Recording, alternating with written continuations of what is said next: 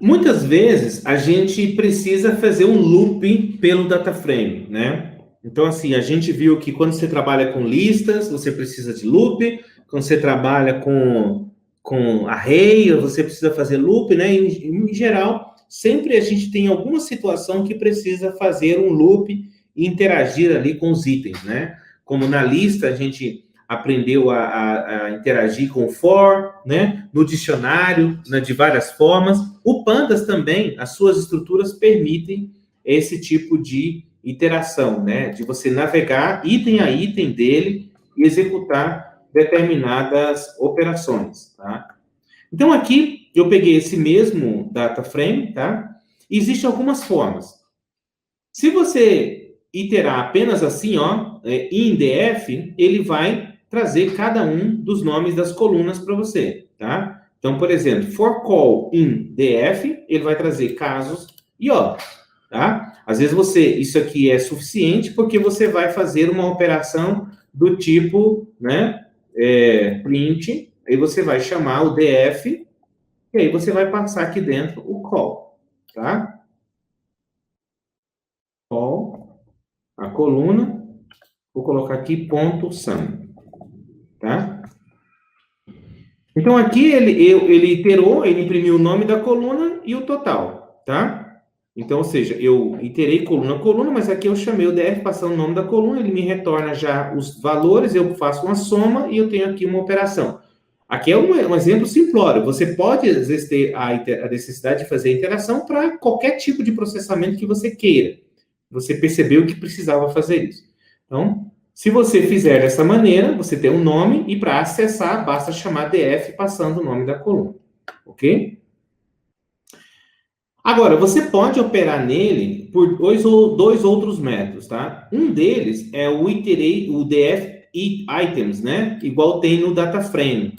Quando você faz isso, ele vai trazer a coluna e os valores da coluna aqui, né? Então, aqui, olha, no caso, ele trouxe como call, né? Casos. Deixa eu separar aqui em dois prints para a gente fazer aqui. Tá melhor da gente ver o resultado, ó.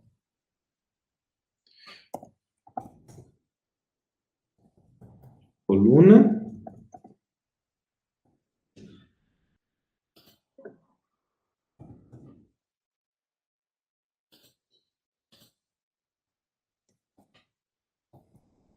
Valores.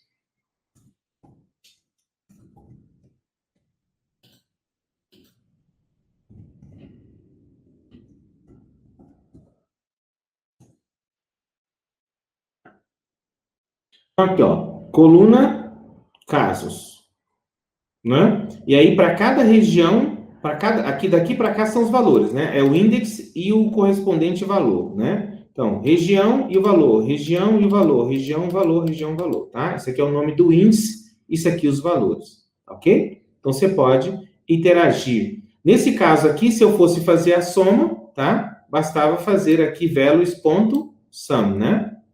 Se eu quiser colocar aqui total.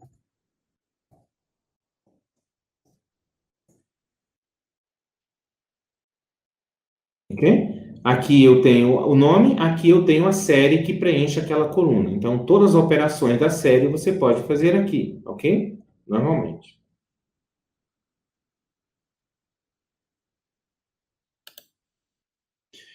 Uma outra forma de você interagir, né, é pelo data frame, é não trazendo dessa forma a série como um todo, que aqui ele traz, né, a coluna e todos os valores daquela coluna, tá? Então ele já trouxe, ele navegou no data frame, fatiando ele em fatias verticais, ok?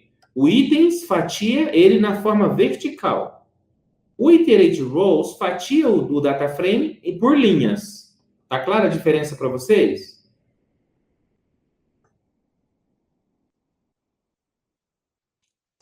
Sim. Ok? Então, aqui, ó. Então, usando o iterate rows, né, você vai poder navegar linha a linha do seu data frame, tá? Como você vai trazer uma fatia, tá? Você pode acessar dentro do rows, tá? Desse item row aqui, não pode ter outro nome. Aqui eu coloquei index row, você poderia colocar, né, e linha, tá? Você pode colocar outros nomes, tá? Aqui a gente acaba, o pessoal, seguindo a padrão que o pessoal faz, mas você pode dar o nome que você... Epa! Você pode dar o nome que você quiser, tá? ID, linha, o que se você preferir, tá bom? E para você acessar as colunas dentro dessa linha, basta você acessar pelo nome da coluna, tá? Então, linha casos, linha ponto óbitos, tá ok? Você vai estar imprimindo aí, né? Opa, print ID.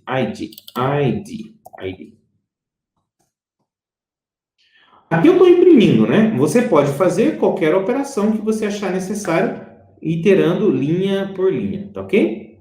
Essas iterações, assim, elas são lentas, então você só deve usar esse tipo de interação se for muito justificado, tá? Se você conseguir operar de outra forma, melhor. Tá?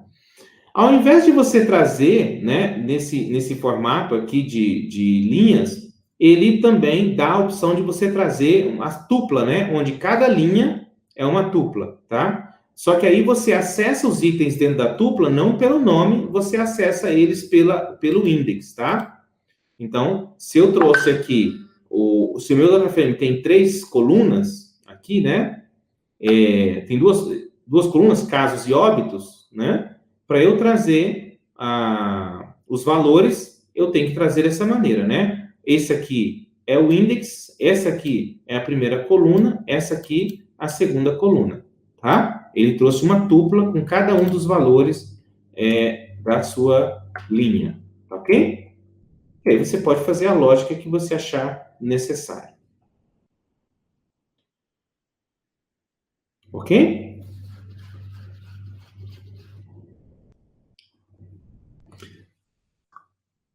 Um outro ponto, isso aqui é um alerta que está na documentação do Pandas, tá? Você tem que ter muito cuidado quando você estiver fazendo iteração e alterando o mesmo objeto ao mesmo tempo, tá? Por mais que algumas vezes dê certo, o Pandas não garante que isso dá certo, tá? Sempre, porque às vezes o Panda traz uma cópia e o que você fizer naquela cópia não vai afetar, não vai afetar o seu data frame original que você está iterando nele, tá? Então tem que ter cuidado. Alguns data frames muito pequenos, isso aqui funciona, mas às vezes, dependendo do contexto, eles pedem para a gente não fazer isso, porque pode não ter efeito, tá? Então, imagina que eu estou aqui iterando nesse DF, nesse data frame, e eu quero alterar o valor daquela linha que eu estou naquele momento, né, alterando o valor daquela célula especificamente. Deixa eu pegar aqui, é só o DF. Então, que tem uns valores diferentes para DF, tá?